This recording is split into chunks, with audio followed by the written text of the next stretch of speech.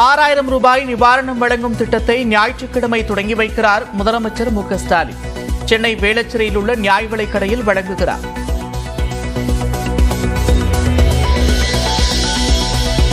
லஞ்சம் பெற்ற அமலாக்கத்துறை அதிகாரியை சிபிஐ விசாரிக்க கோரிய மனுவை தள்ளுபடி செய்தது உயர்நீதிமன்ற மதுரை கிளை. மாநில லஞ்ச ஒழிப்பு காவல்துறையை விசாரிக்கலாம் என்றும் அறிவிப்பு. கன்னியாகுமரி, திருநெல்வேலி, தூத்துக்குடி, ராமநாதபுரம் மாவட்டங்களில் இன்று கனமழைக்கு வாய்ப்பு. டிசம்பர் 19 வரை பல்வேறு மாவட்டங்களில் கனமழை பெய்யும் என்றும் கணிப்பு.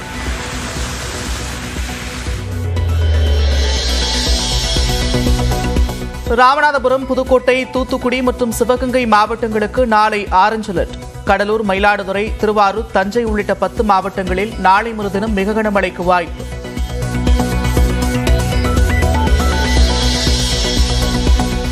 சென்னையில் காலை முதல் நீடிக்கும் மிதமான மழை. கோடம்பாக்கத்தில் மரம் முறிந்து விழுந்ததால் போக்குவரத்து பாதிப்பு.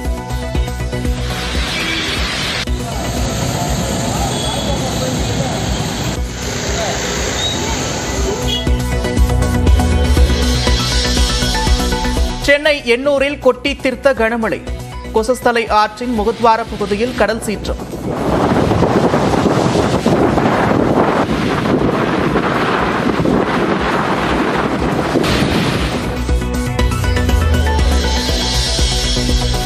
சென்னை மற்றும் புறநகரில் ரேஷன் கடைகளில் டோக்கன் பெற கூட்டம். பெரும்பாலான பகுதிகளில் வீடு வீடாக சென்று டோக்கன் வழங்கும் ஊழியர்கள்.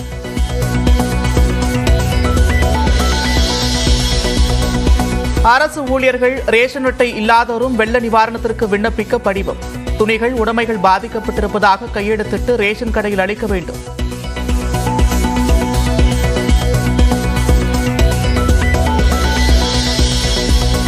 வெள்ள நிவாரணம் 6000 ரூபாயை ரொக்கமாக வழங்க தடை விதிக்க உயர்நீதிமன்றம் மறுப்பு. 37 லட்சம் குடும்பங்களுக்கு டோக்கன் வழங்கப்படும் என்று தமிழ்நாடு அரசு தகவல். கோடநாடு கொலை வழக்கின் விசாரணைக்கு நேரில் ஆஜராக எடப்பாடி பழனிசாமிக்கு சென்னை உயர்நீதிமன்றம் அறிவுறுத்தல். நேரில் ஆஜராகாமல் இருக்க எடப்பாடி பழனிசாமி சொல்லும் காரணங்களை ஏற்க முடியாது எனவும் நீதிபதிகள் திட்டவட்டம். தொடர் அமளியால் நாடாளுமன்றத்தின் இரு அவைகளும் நாள் முழுவதும் ஒத்திவைப்பு. திங்கட்கிழமை வரை ஒத்திவைக்கப்படுவதாக அறிவிப்பு.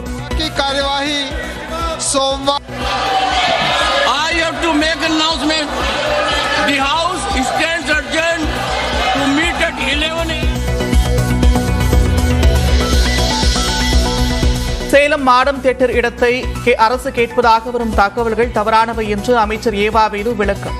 நுழைவு வாயிலில் வேறு கட்டுமான பணிகளை மேற்கொள்ளவோ சிலைகளை நிறுவவோ இந்த திட்டமும் இல்லை என்று அறிக்கை.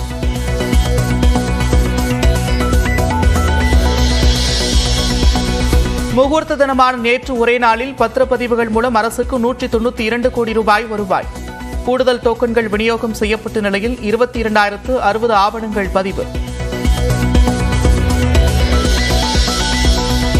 சென்னை மடிப்பாக்கத்தில் சாலையில் நடந்து சென்ற ஐடி நிறுவன பெண் ஊழியரிடம் தங்க நகை பறிக்க முயற்சி. ஹெல்மெட் அணிந்து வந்தவர்கள் தாக்குதல் நடத்திய பதற வைக்கும் சிசிடிவி காட்சி.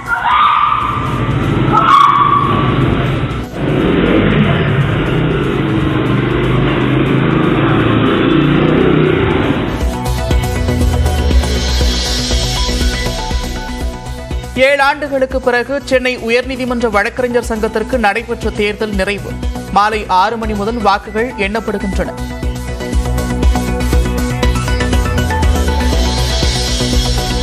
கேரளாவில் கொரோனா பரவல் அதிகரித்த போதும் தமிழ்நாட்டில் ஒற்றை இலக்கத்திலேயே பாதிப்பு பதிவு. பரிசோதனை அதிகரிக்கப்பட்டாலும் பெரிய அளவில் அச்சம் வேண்டாம் என்று அமைச்சர் மா சுப்பிரமணியன் விளக்கம். நேற்றைக்கான பாதிப்பு 8 பேர்.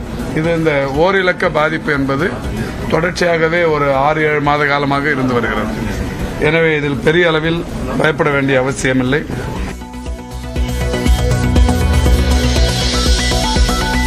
டிஎன்பிஎஸ்சி குரூப் 2 தேர்வு முடிவு வெளியாகும் தேதி இன்று மாலை அறிவிக்கப்பட வாய்ப்பு. ஒரு வாரத்திற்குள் முடிவுகள் வெளியாகும் என்று அமைச்சர் தங்கம் தென்னரசு தகவல்.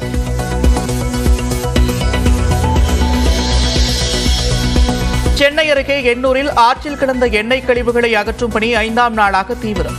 2 ஸ்கிம்மர் கருவியுடன் 300 ஊழியர்கள் பணியில் இருக்கின்றனர்.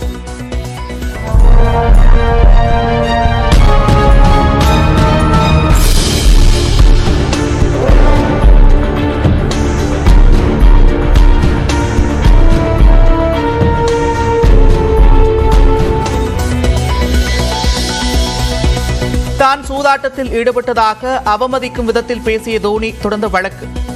IPS அதிகாரி சம்பத்குமாருக்கு 15 நாட்கள் சிறை தண்டனை. சபரிமலையில் கட்டுக்குள் கொண்டுவரப்பட்ட பக்தர்கள் கூட்டம். மரக்கூட்டம் முதல் சரம்குத்தி வரை சுமார் 2 கிலோமீட்டருக்கு கட்டுப்படுத்தப்படும் கூட்டம். ராஜஸ்தான் முதலமைச்சராக பதவியேற்றுக் கொண்டார் பஜன்லால் சர்மா. பிரதமர் மோடி, உள்துறை அமைச்சர் அமித்ஷா, பாஜக தேசிய தலைவர் நட்டா உள்ளிட்டோர் பங்கேற்பு.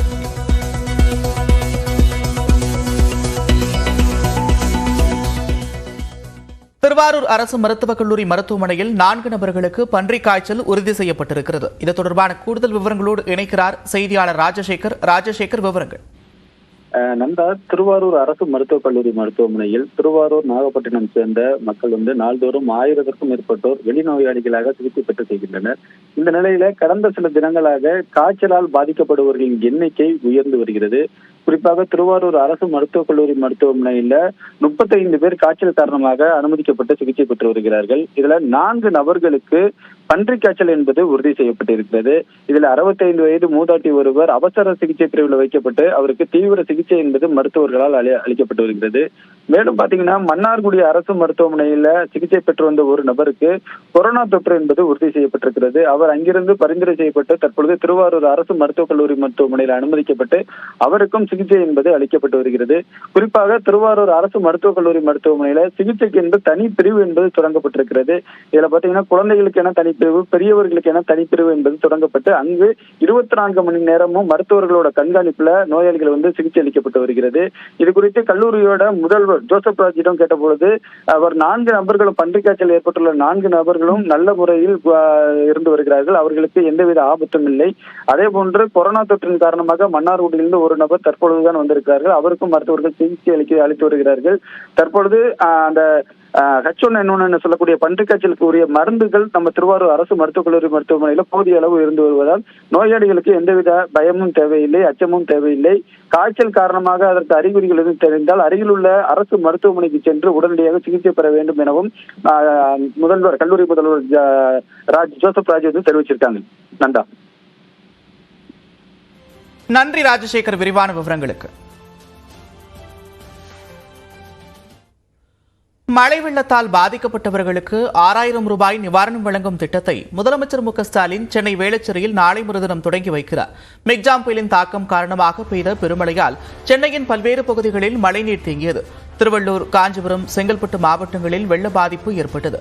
மழை வெள்ளத்தால் பாதிக்கப்பட்டவர்களுக்கு தலா 6000 ரூபாய் நிவாரணம் வழங்கப்படும் என்று முதலமைச்சர் மு க ஸ்டாலின் அறிவித்திருந்தார். ரேஷன் கடைகள் மூலம் ரொக்கமாக ஞாயிற்றுக்கிழமை முதல் வழங்கப்படுகிறது. இதற்கான டோக்கன்களும் பயனாளிகளுக்கு விநியோகம் செய்யப்பட்டு வருகிறது. இந்நிலையில் 6000 ரூபாய் நிவாரணம் வழங்குவதை சென்னை வேளச்சேரியில் உள்ள அஷ்டலட்சுமி நகரில் முதலமைச்சர் மு க ஸ்டாலின் ஞாயிற்றுக்கிழமை தொடங்கி வைக்கிறார்.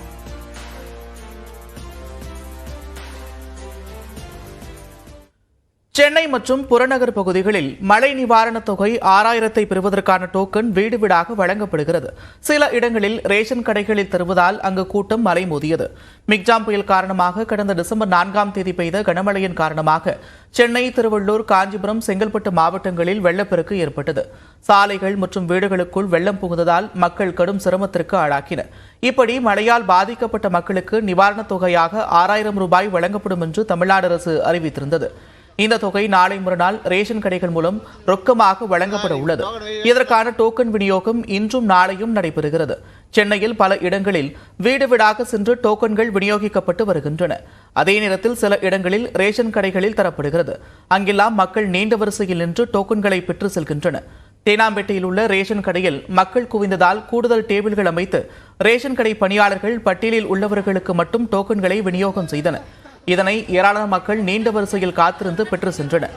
அந்த டோக்கன்களில் ரேஷன் கார்டு எண், டோக்கன் எண், அதேபோல பணம் பெற்றுக்கொள்ள வேண்டிய நேரம் உள்ளிட்டவை குறிப்பிடப்பட்டிருந்தது. இதே கண்டிஷன் நல்லா இருக்கும். ஏழைங்க பாழை எல்லாருக்கும் யாருக்கும் எந்த விதமான கஷ்டமும் இல்லை. எல்லாரும் நல்லபடியாக வாங்கிட்டு போகிறாங்க. எந்த விதமான கஷ்டமும் ஒன்றுமே இல்லை. அழகாக கியூ நிற்கிறாங்க, அழகாக வாங்கிட்டு போகிறாங்க. இதே கண்டிஷன் பண்ணணும் எல்லா இடத்துலையும். It's very very fine.